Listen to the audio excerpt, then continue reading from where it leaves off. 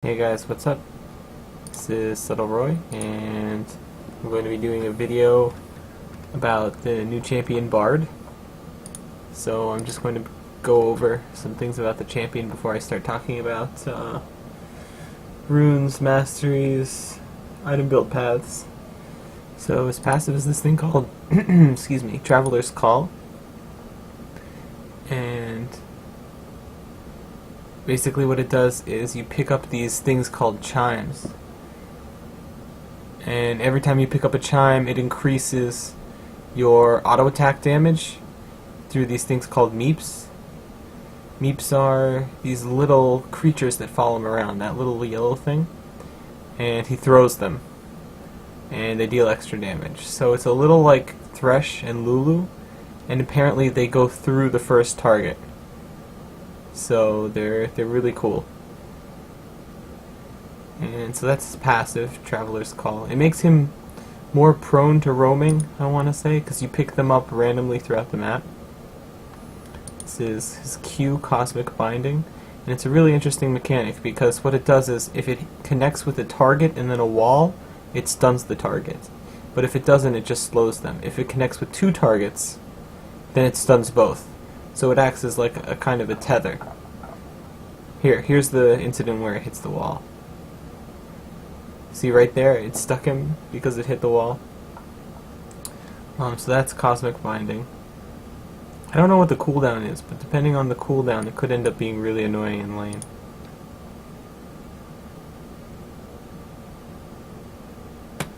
Yeah, so this is Caretaker's Shrine. It's basically a movable health pack. It's really cool. It's definitely going to set up for some interesting scenarios in lane where Bard is going to place a line of health packs behind the minion wave, and they get cancelled out if an enemy champion steps on top of them, so it has counterplay.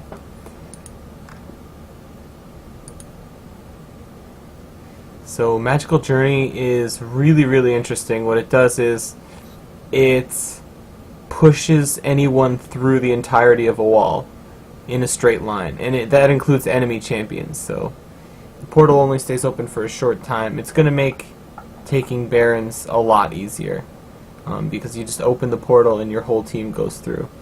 And same goes for dragons. And what I'm wondering is, can someone go through the portal on both sides, or is it... It looks like it's only on one side.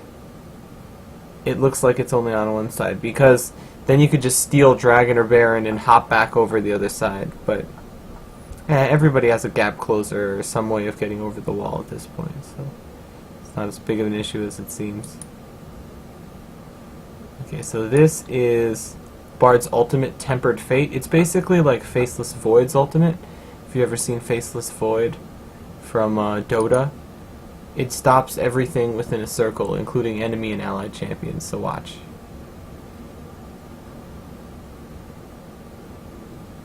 So darn cool.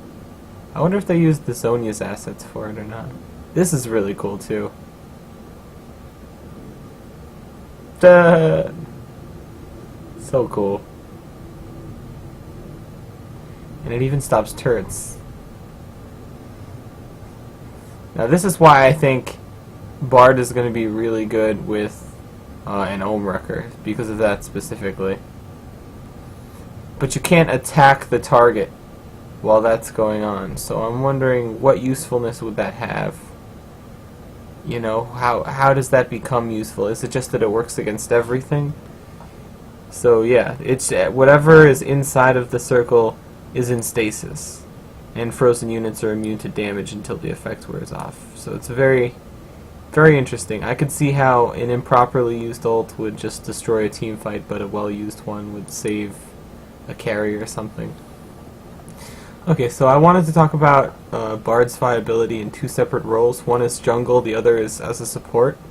Now, in terms of Bard's viability as a jungler, I think Bard's passive definitely makes Bard a decent jungler. You know, not amazing.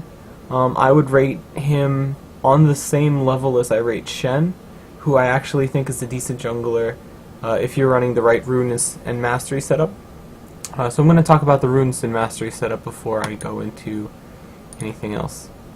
So this is my Bard jungle page.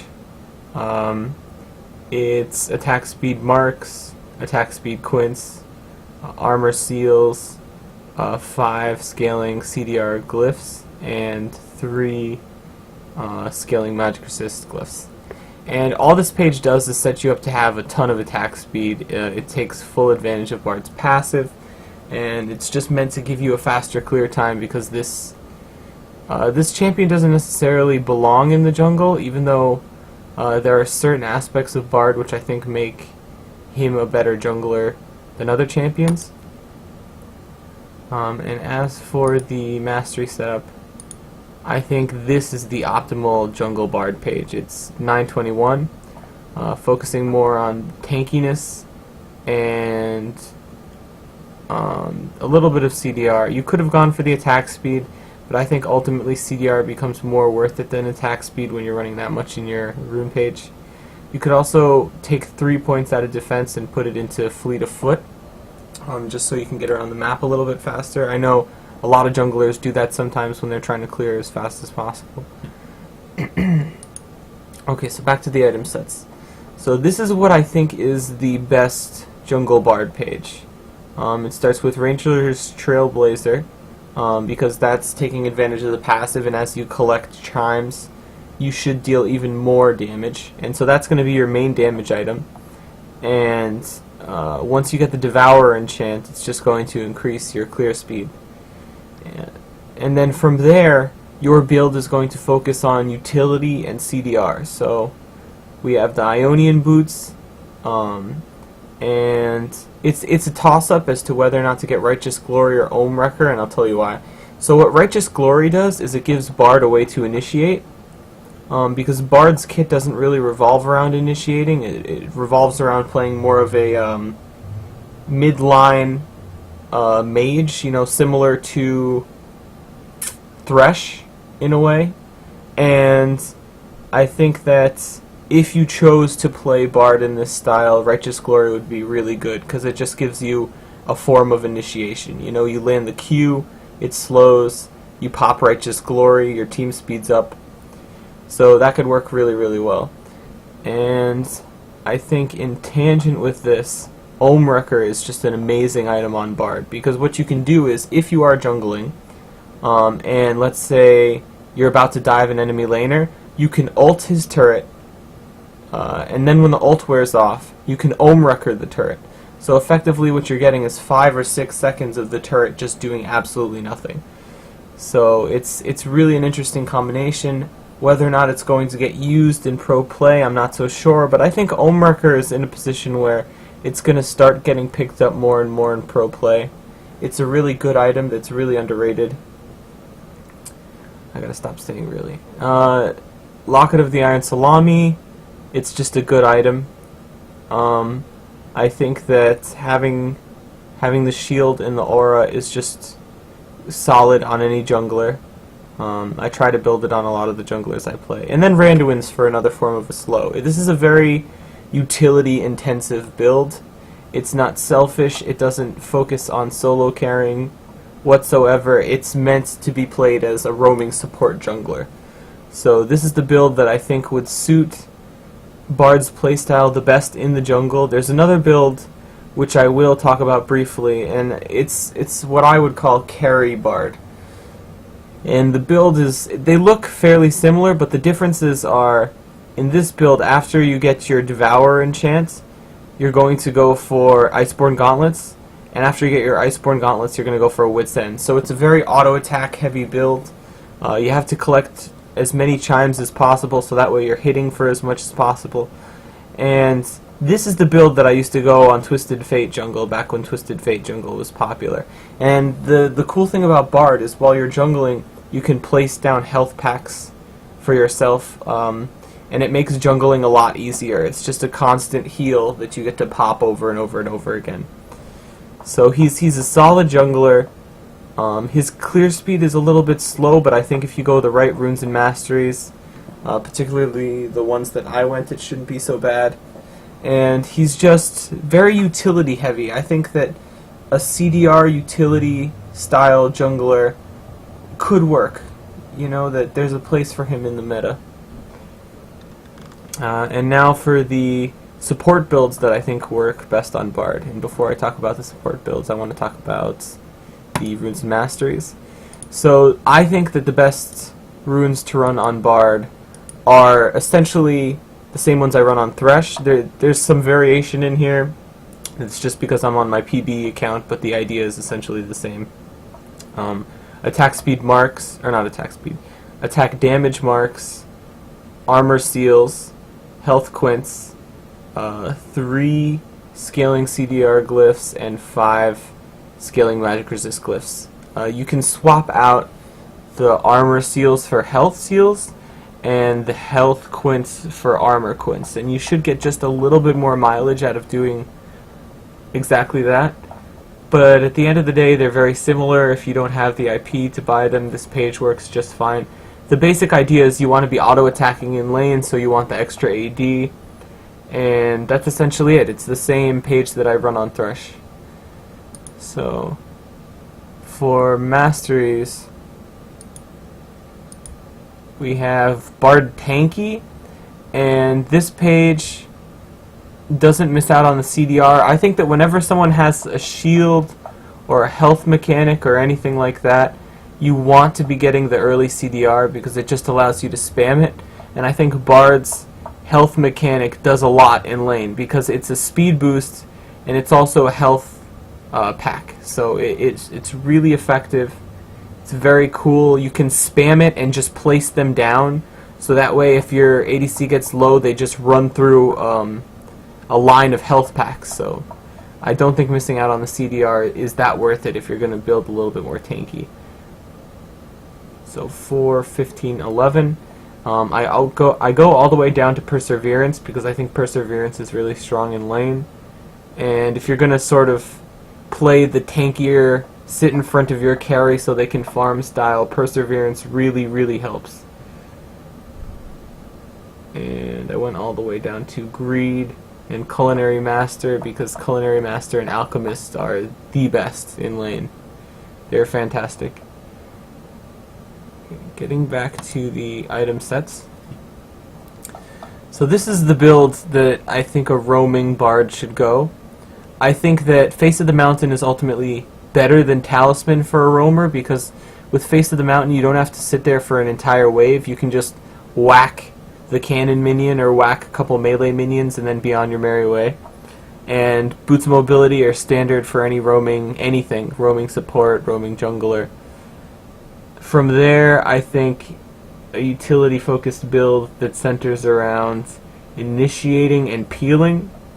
I've said this before in previous videos, but I'll say it again.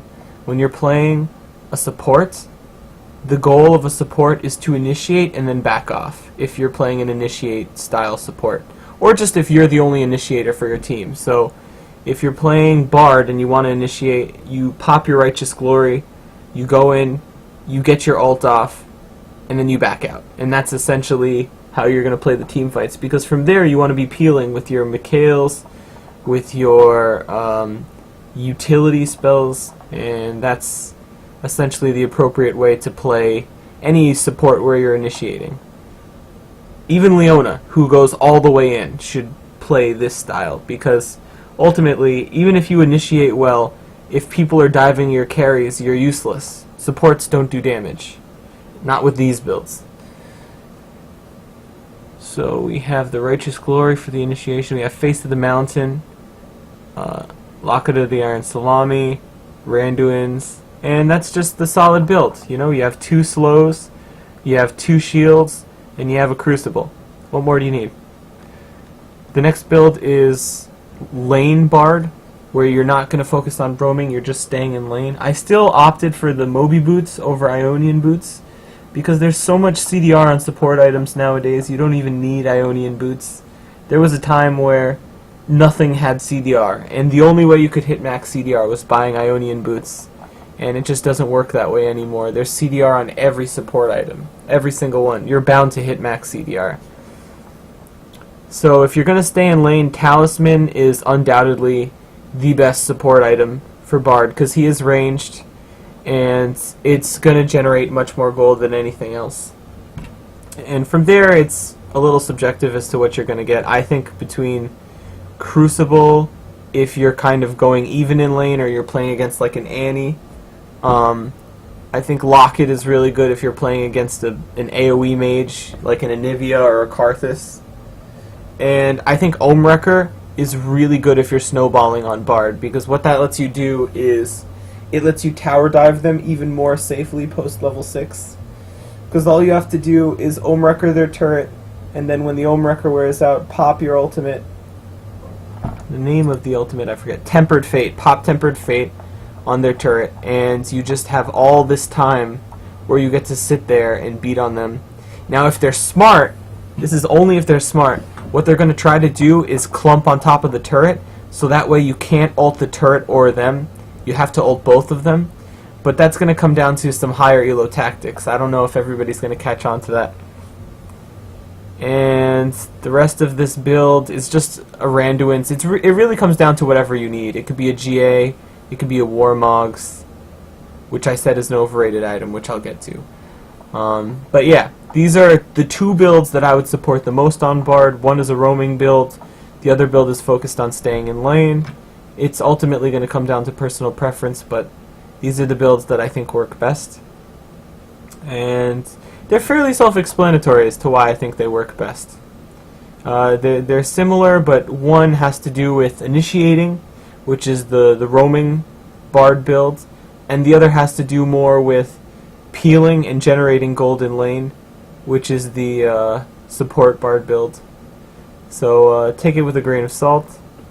Ultimately, whatever build you decide to go with is personal preference, so I can't tell you what to do entirely.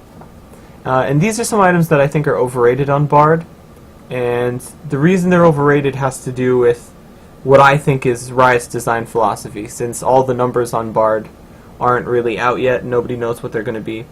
One of them is Frost Queen's Claim. So Bard is a mage of sorts.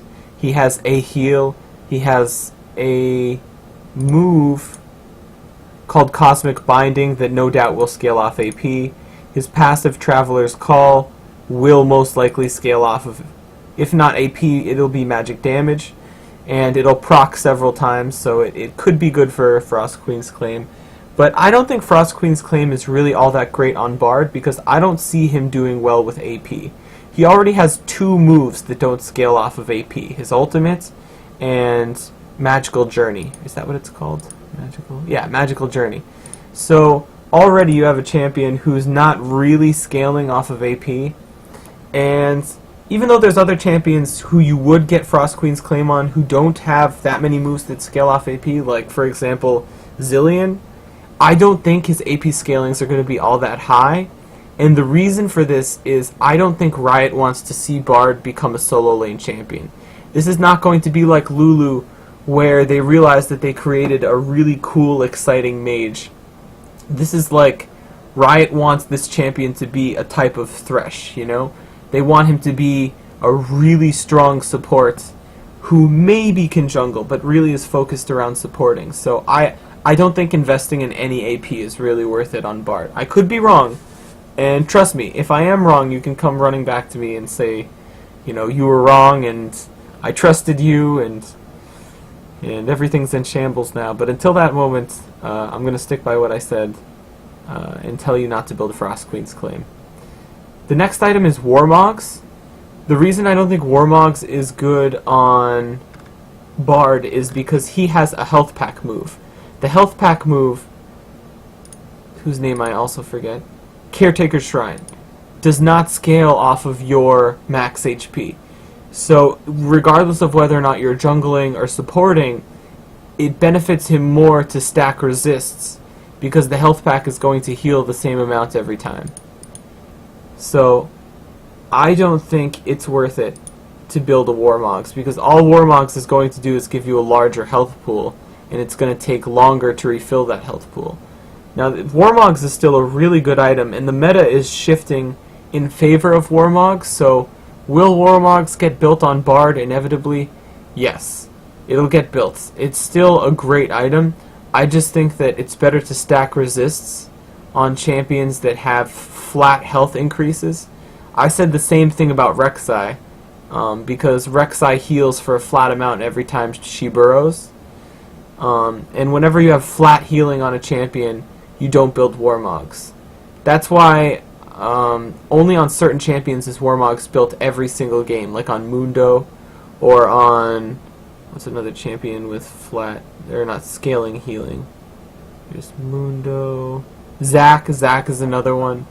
I can't think of, Nautilus is probably another good one because he has the shield that scales off of percent health. The rest of these items are just AP items where they could work in theory because of the way Bard's Q works, but I just don't see them working really. Bard I think is just going to have too low scaling to really justify investing in AP. Can you do it for the lulz? Yes, you can, but is it going to carry games? I just don't see it happening. It's a cool idea. The passive of Bard is very cool, and I think that the passive is where most of his damage is going to come from, so it's much better to invest in on-hit, sort of like Lulu or Thresh. But, yeah, that's essentially it. And I'm going to be posting a jungle clear as well as my thoughts on Bard's ability to jungle and to support further in the coming week. So keep an eye out. Thanks guys, see you next time.